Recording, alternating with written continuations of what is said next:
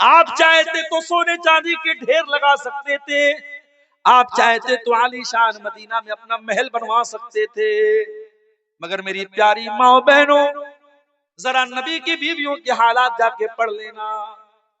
نبی کی بیویوں نے بڑے چھوٹے چھوٹے کمروں میں زندگی گزار دی۔ آج تمہارے گھر میں واشنگ مشین بھی آ گیا، تمہارے گھر میں گیس کا چولہا بھی آ گیا، سردی کے موسم میں ہیٹر بھی آ گیا، چائے بنانے کے لیے الیکٹرک کیتلی بھی آ گئی، آئرن کرنے کے لیے الیکٹرک آئرن بھی آ گیا۔ دنیا کی ساری نعمتیں تم کو مل چکی ہیں، لیکن پھر بھی میری پیاری بہنوں، آج بھی تمہاری زبان پر اللہ کا شکر نہیں ہے۔ آج بھی تم سے پوچھا جائے تو کچھ نہ کچھ تم کمی نکال دو۔ کبھی غور کرو کہ نبی کی بیویوں نے کیسی زندگی گزاری۔ حضرت عائشہ سے پوچھا گیا، اے عائشہ، اے نبی کی بیوی، اللہ کے رسول کی زندگی کیسی گزرا کرتی تھی؟ فرمایا، اے میرے بھانجے عروہ، اللہ کے نبی کی زندگی ایسی گزرا کرتی تھی کہ 2 مہینے گزر جایا کرتے تھے۔ وما یوقد فی ابیات رسول اللہ صلی اللہ علیہ وسلم النار، اور اللہ کے رسول کے کسی گھر میں چولہا نہیں جلتا تھا۔ اللہ کے نبی کے گھر والے کھجور کھا کر کے اور پانی پی کر کے گزارا کر لیا کرتے تھے۔ وہ آرام دہ گدوں پہ سونے والوں، او سردیوں میں بڑے موٹے موٹے کمبل اور رضائیوں میں لپیٹ کر کے سونے والوں، تمہارے نبی کو کبھی گدا نصیب نہ ہوا۔ تمہارے نبی تو ٹوٹی چٹائی پہ لیٹا کرتے تھے، اور جب گدا آفر کیا گیا، جب آپ کے نبی کو آرام دہ گدا آفر کیا گیا، آپ کے نبی نے کیا جواب دیا؟ فرمایا، مالی ولی دنیا، وہ لوگوں میرا دنیا سے کیا لینا دینا ہے؟ ما انا الا کراکب، میں تو دنیا میں ایک مسافر کی طرح ہوں، میں تو دنیا میں ایک مسافر کی طرح آیا ہوں۔ استظل تحت شجرۃ، جو کسی پیڑ کے نیچے آرام کرنے کے لیے آتا ہے، تھوڑی دیر آرام کرتا ہے، ثم راح فترکھا، اور پھر اپنی منزل کی طرف چلا جاتا ہے۔ میں دنیا میں پرماننٹ نہیں آیا ہوں۔ یہ پیغام آپ کے نبی نے آپ کو دیا ہے میرے پیارے ساتھی، یہ پیغام ہم نے بھلا دیا، یہ میسج ہم نے بھلا دیا۔ دنیا ہائے دنیا ہائے دنیا، ہماری زندگی دنیا کی، صبح سے لے کے شام تک دنیا کے لیے جیتے اور مرتے، جبکہ یہ دنیا اللہ کے نبی کی نظر میں کیسی تھی اور اللہ کی نظر میں کیسی تھی میرے ساتھ؟ نبی اکرم صحابہ کے ساتھ جا رہے تھے، راستے میں ایک بکری کا بچہ مرا ہوا پڑا تھا، چھوٹے چھوٹے کان والا۔ آپ نے اس مرے ہوئے بکری کے بچے کے کان کو پکڑا۔ صحیح مسلم کی روایت ہے، آپ نے پوچھا کیا ہے میرے صحابہ، اس مرے ہوئے بکری کے بچے کو کون 1 درہم میں خریدے گا؟ صحابہ نے کہا، اللہ کے نبی، 1 درہم کی بات آپ کیا کرتے ہیں، اس کو فری میں بھی ہم لینے کو تیار نہیں ہوں گے، مرا ہوا ہے، بیکار ہے۔ آپ نے فرمایا، اے میرے صحابہ، یہ مرا ہوا بکری کا بچہ جو تم فری میں بھی لینا نہیں چاہتے ہو، کان کھول کر کے سن لو، للدنیا احون علی اللہ من ذالک، اللہ کی نظر میں دنیا اس مرے ہوئے بکری کے بچے سے زیادہ حقیر ہے۔ اللہ کی نظر میں دنیا کی کوئی ویلیو نہیں ہے۔ میں آپ کو دنیا چھوڑنے کی بات نہیں کر رہا ہوں، دنیا کمائیے، بہت خوب پیسہ کمائیے، اسلام میں منع نہیں۔ پیسہ نہیں کمائیں گے تو مدرسے کیسے چلیں گے، مسجدیں کیسے چلیں گے؟ دنیا کماؤ میرے پیارے ساتھی، مگر دنیا کو پرائمری مت سمجھو، دنیا کو سیکنڈری سمجھو، دنیا کو دوسرے نمبر پہ رکھو، پہلے نمبر پہ آخرت۔ قارون کا نام سنا ہے، بہت پیسے والا تھا قارون، اتنی دولت تھی قارون کے پاس کہ اس کی دولت کے جو خزانے کی جو چابیاں تھی بڑے بڑے پہلوان اٹھاتے تھے۔ جب قارون کو اللہ تعالیٰ نے نصیحت کی تو قارون سے کیا کہا؟ اللہ نے یہ نہیں کہا، اے قارون تیرے پاس اتنی دولت ہے، مدرسے میں دان دیا کر، مسجد میں دان دیا کر۔ اللہ نے کیا کہا؟ فرمایا، وَابْتَغِ فِيمَا آتَاكَ اللَّهُ الدَّارَ الْآخِرَةَ، اے قارون، تجھ کو اللہ نے دولت سے نوازا ہے، اپنی دولت کے ذریعے تو آخرت کی تیاری کر، وَلَا تَنْسَ نَصِيبَكَ مِنَ الدُّنْيَا، اور اے قارون، دنیا میں جو تیرا حصہ ہے، اپنی دنیا کے حصے کو بھی تو مت بھول، دنیا کا بھی حق ادا کر، لیکن اصل مقصد تو آخرت کو بنا لے، تیری زندگی کا پرائمری مقصد آخرت ہونا چاہیے۔ میرے پیارے ساتھیوں، جب ہم دنیا پرست بن گئے تو ہم وہیں سے ہماری الٹی گنتی شروع ہو گئی اور ہم ذلیل ہو گئے، اور یہ خطرہ تھا اللہ کے رسول، یہ خطرہ تھا اللہ کے نبی کو کہ میری امت دنیا پرست ہو جائے۔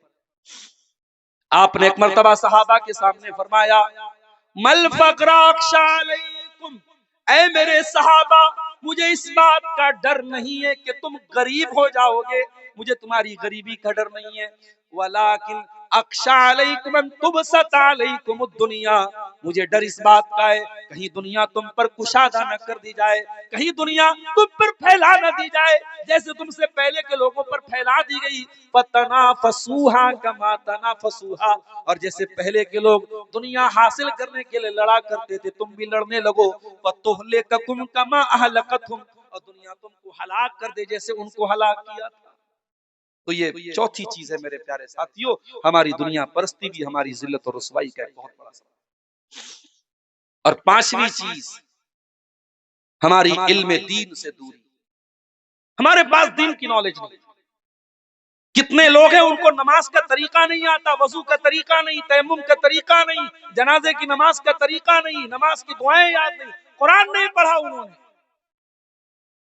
علم دین سے ہم بہت دور ہیں میرے ساتھ، اور سیمانچل میں بار بار ہر جلسے میں ایک بات کہہ رہا ہوں اور بڑی ذمہ داری کے ساتھ یہ بات کہہ رہا ہوں، اور چونکہ یہاں انصاری برادری کے لوگ بیٹھے ہیں، آپ سے بھی کہہ رہا ہوں، میں ادھر پاکڑ اور صاحب گنج میں بھی کہہ چکا ہوں آپ کی برادری کے لوگوں سے کہ آپ کو اگر اپنے سماج کو جاگروک بنانا ہے تو جمعہ کا نظام اور مضبوط بنائیں، اپنی مسجدوں میں اچھی تنخواہ پر اچھا امام رکھیے جو تیاری کے ساتھ جمعہ کا خطبہ دے، اور اگر 12 بجے جمعہ کا خطبہ شروع ہوتا ہے تو کوشش کیجئے 11:30 بجے، 11:45 بجے مسجد میں پہنچ جائیں، اور اچھے موضوعات پر تقریریں ہوں جمعہ کے خطبے میں، اور اس کے بعد آپ بچوں کو بھی لے کے پہنچیے اور اپنی ماؤں بہنوں کو بھی آپ مسجد میں ان کا بھی انتظام کرائیے۔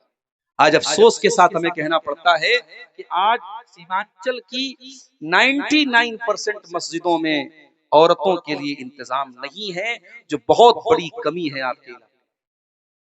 آپ جلسوں میں عورتوں کا ارینجمنٹ کرتے ہیں، بغیر عورتوں کے جلسہ نہیں ہوتا ہے، لیکن آپ کی مسجدوں میں ہاں ان کا مکمل پردے کا انتظام کیجئے، جو عورت آئے مکمل پردے میں آئے، ان کا دروازہ الگ رکھیے، انٹری الگ رکھیے، مگر رکھیے آپ۔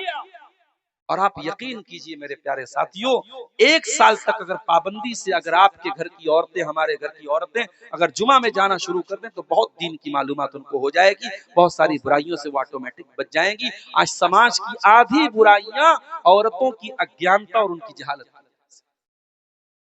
اللہ کے پیارے نبی فرماتے ہیں طلب العلم فریضۃ علی کل مسلم، علم حاصل کرنا ہر مسلمان مرد و عورت پر فرض ہے۔ کون سا علم؟ میڈیکل کا نہیں۔ ہماری قوم کے لوگ ڈاکٹر بنے اچھی بات ہے، مگر یہ کمپلسری نہیں۔ ہماری قوم کے لوگ انجینئر بنے اچھی بات، اور آج افسوس کے ساتھ کہنا پڑتا ہے کہ آپ کی انصاری برادری آج تعلیم کے میدان میں بہت پیچھے ہے۔ آپ کسی سیمانچل میں رہتے ہیں، شیر شاہ آبادی بھائیوں نے تو اپنے آپ کو ڈیولپ کیا ہے۔ آج کٹیہار میں کسی نے مجھے بتایا کہ 100 ڈاکٹر اگر آپ کو ملیں گے مسلمان تو 80 آپ کو شیر شاہ آبادی ملیں گے، مگر آپ کی انصاری برادری آج اس معاملے میں بھی دنیا کی تعلیم میں بھی پیچھے ہے۔ ہم مزدور ہیں تو ہم چاہتے ہیں ہمارا بچہ بھی مزدور ہو جائے۔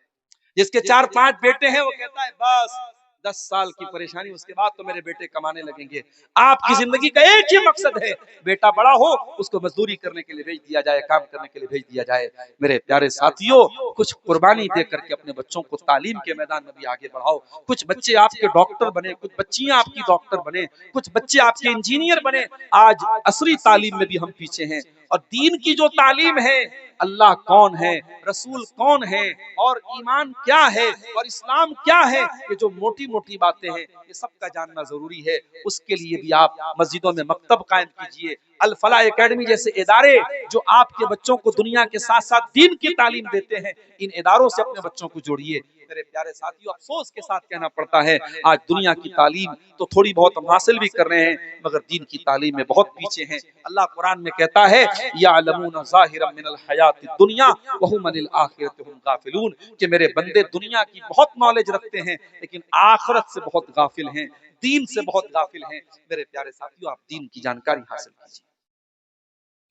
اس کے بعد چھٹی چیز، یہود و نصارہ کی اندھی تقلید۔ آج جو گانا وائرل ہو جائے فیس بک اور سوشل میڈیا پر، ہمارے چھوٹے چھوٹے بچے بھی گا رہے ہیں. جو کپڑا وائرل ہو جائے ہمارے گھر کی لڑکیاں بھی پہننے لگتی ہیں. آپ کے گھر میں لڑکیاں نقاب پہن رہی ہیں، نقاب میں بھی جو فیشن چل گیا، نقاب کے اوپر ماشاء اللہ لکھا ہے تو ماشاء اللہ والے نقاب بہت مارکیٹ میں آپ کو مل جائیں گے. اسلام کی شہزادی لکھا ہے تو شہزادی والے مائک جو ہے آپ کو نقاب بہت سارے مل جائیں گے. میرے بھائیوں، فیشن کے پیچھے مت جاؤ، آپ خود اپنا ایک فیشن بناؤ. میں کہتا ہوں اگر مسلمان نوجوان ڈھنگ کا لباس پہنے، ٹخنے کے اوپر اس کا کپڑا ہو، چاہے وہ پینٹ ہی پہنے، شرٹ ہی پہنے، کرتا پیجامہ پہنے، شیروانی پہنے، کیا یہ فیشن نہیں؟ یہ جو فیشن آپ کا اسلامک فیشن ہے، آپ اپنے آپ کو ایسا بناؤ کہ دنیا آپ کو کاپی کرے. دنیا کو کاپی مت کرو میرے پیارے ساتھی. اللہ کے پیارے نبی فرماتے ہیں لَتَتَّبِعُنَّ سُنَنَ مَنْ كَانَ قَبْلَكُمْ شِبْرًا بِشِبْرٍ وَذِرَاعًا بِذِرَاعٍ. تم اپنے سے پہلے کے لوگوں کے طریقے پر چلو گے. اگر وہ ایک بتا چلیں گے تو تم ایک بتا چلو گے. بتا بوجھ رہے ہیں نا، سمجھ رہے ہیں نا؟ ایک بتا چلیں گے تو تم بھی ایک بتا چلو گے، ایک ہاتھ چلیں گے تو تم بھی ایک ہاتھ چلو گے. حَتَّى لَوْ سَلَكُوا جُحْرَ ضَبٍّ. اور اگر وہ کسی جانور کے بل میں چلے جائیں گے تو تم بھی بل میں چلے جاؤ گے. Happy new year.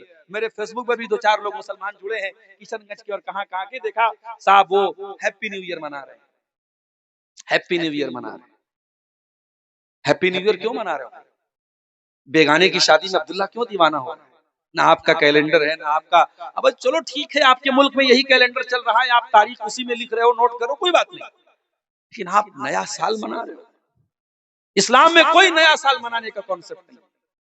اسلام تو ہمیں یہ تعلیم دیتا ہے کہ ہر گزرتے ہوئے سال کے ساتھ ہم اپنے آپ کو ایویلویٹ کریں، اپنے آپ کو اینالائز کریں، اپنا تجزیہ کریں، اپنے آپ کو جانچیں پرکھیں کہ ہمارے اندر کیا کمی ہے، کیا کوتاہی ہے، ہماری نیکیوں میں اضافہ ہوا کہ نہیں ہوا، ہماری کمیوں میں دوری ہوئی کہ نہیں ہوئی. ہم تو صاحب نیا سال منا رہے ہیں. تو ہم دوسروں کی نقل نہ کریں میرے پیارے ساتھیوں. اور اس کے بعد دو چیزیں اور بیان کر کے بات ختم کر رہا ہوں. عورتوں کا بگاڑ بھی ایک بہت بڑی وجہ ہے ہماری قوم کی تباہی اور بربادی کی. آج ہماری عورتیں، معاف کیجیے گا، میں تو ذمہ دار مردوں کو ہی مانتا ہوں.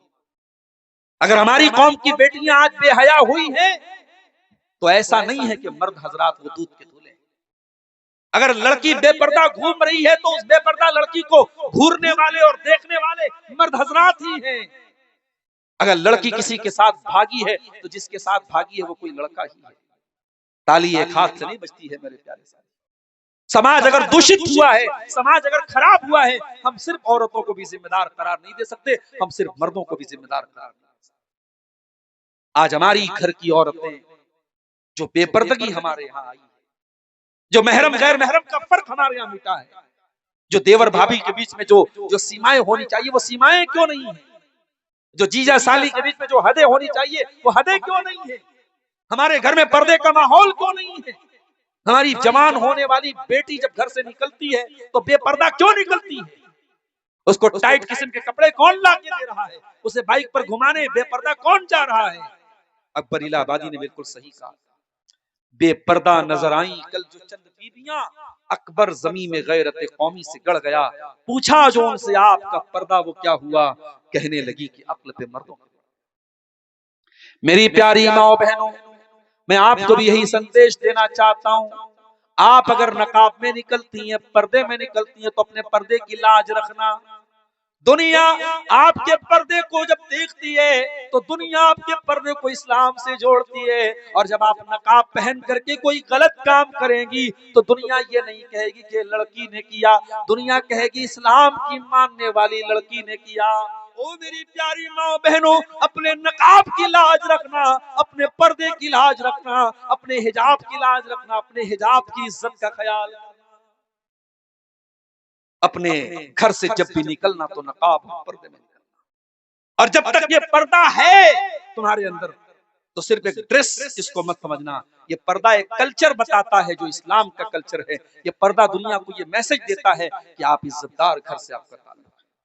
اور نوجوان لڑکوں سے کہنا چاہوں گا کہ اپنی نگاہوں کو نیچی کر کے چلو. زمانہ بہت خراب ہے، بہت بے حیائی پھیل گئی ہے، مگر اللہ تعالیٰ کے آپ کو حساب دینا پڑے گا کہ تم نے اپنی نگاہوں کو بے باک کر دیا، کیوں تم نے اپنی نگاہوں کو آوارہ چھوڑ دیا۔ ان آنکھوں سے غلط چیزوں کو اگر دیکھتے ہو تو یہ آنکھوں کا زنا ہے، اپنی آنکھوں کو زنا سے بچا لینا۔ انسٹاگرام اور اسنیپ چیٹ پر بیہودہ ویڈیوز دیکھنے والے نوجوانوں، اپنی آنکھوں کے ساتھ ساتھ اپنے شریر کو اور اپنی جوانی کو برباد مت کرو، کہیں ایسا نہ ہو کہ یہ گندی چیزیں دیکھتے دیکھتے تم اس قدر کمزور ہو جاؤ کہ ایک وہ دن آئے کہ جب تم شادی کے قابل بھی نہ بچو، تم بیوی بچوں کے قابل بھی نہ بچو، تمہاری زندگی سے رونقیں ختم ہو جائیں، تمہاری زندگی سے خوشیاں ختم۔ اور آخری بات بیان کر کے میرے پیارے ساتھی میں آپ سے اجازت لوں گا، وقت کافی زیادہ ہو گیا، سردی کا موسم ہے، میں طبیعت کی ناسازی کے باوجود کافی دیر سے آپ کے سامنے خطاب کر رہا ہوں۔ ایک آخری پوائنٹ پر بات ختم کرتا ہوں۔ آج ہماری جو ذلت اور رسوائی ہے میرے پیارے ساتھیوں، اس میں ایک بہت بڑی وجہ توکل کی کمی ہے۔ ہمیں اللہ کی مدد پر یقین نہیں ہے، ہمیں اللہ کی تقدیر پر یقین ہے۔ یاد رکھو، ہم مسلمان ہیں اور مسلمان جن چیزوں پر ایمان رکھتا ہے اس میں سے ایک اللہ کی تقدیر ہے، ہمیں اللہ کی تقدیر پر بھی ہمارا ایمان ہے، ہمارا یہ عقیدہ ہے قُل لَن يُصِيبَنَا إِلَّا مَا كَتَبَ اللَّهُ لَنَا، ہمیں نہیں پہنچ سکتی کوئی مصیبت جب تک اللہ ہمارے مقدر میں نہ لکھ دے۔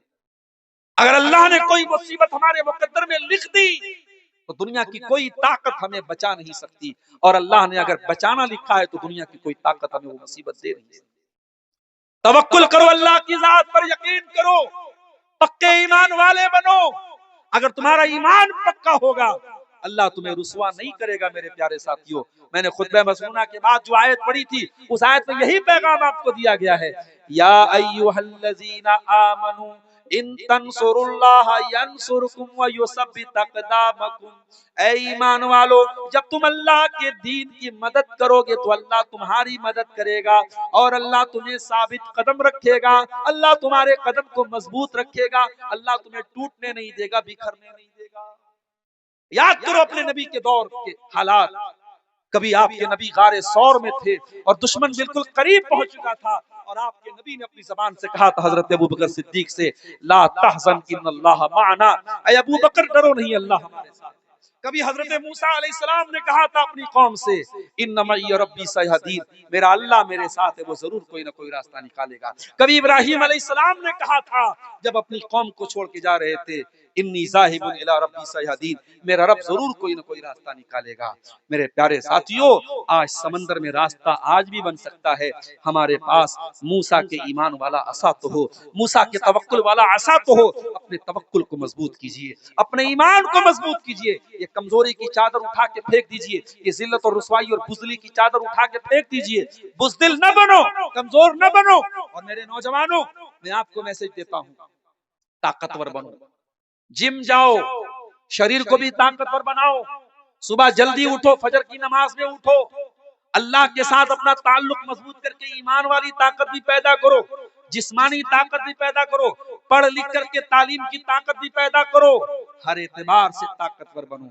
اور جب ایک مسلمان طاقتور بنے گا تو وہ اپنی طاقت کا درپیوگ نہیں کرے گا، وہ طاقت کا غلط استعمال نہیں کرے گا، وہ کسی کیفے میں جا کے کسی بے قصور کو نہیں مارے گا، کسی کی موب لنچنگ نہیں کرے گا، کسی کی ہتیا نہیں کرے گا، کسی کے مذہب پر چھیٹا کشی نہیں کرے گا۔ جو سچا پکا مسلمان ہوگا وہ اپنی طاقت کا کبھی مس یوز نہیں کرے گا، اس کی طاقت کا استعمال ہوگا تو ظلم کے خاتمے کے لیے ہوگا، اس کی طاقت کا استعمال ہوگا تو مظلوم کی مدد کے لیے ہوگا، اس کی طاقت کا استعمال ہوگا تو ظالم کے خلاف ہوگا۔ میرے پیارے ساتھیوں، طاقتور بنیے، دیش کے کام آئیے، کمیونٹی کے کام آئیے، سماج کے کام آئیے۔ آخری حدیث پڑھ کے بات ختم کر رہا ہوں۔ اللہ کے پیارے نبی نے فرمایا، خیر الناس انفعهم للناس، لوگوں میں سب سے بہترین وہ ہے جو لوگوں کے لیے لابھدایک ہو، جو لوگوں کو فائدہ پہنچاتا ہو۔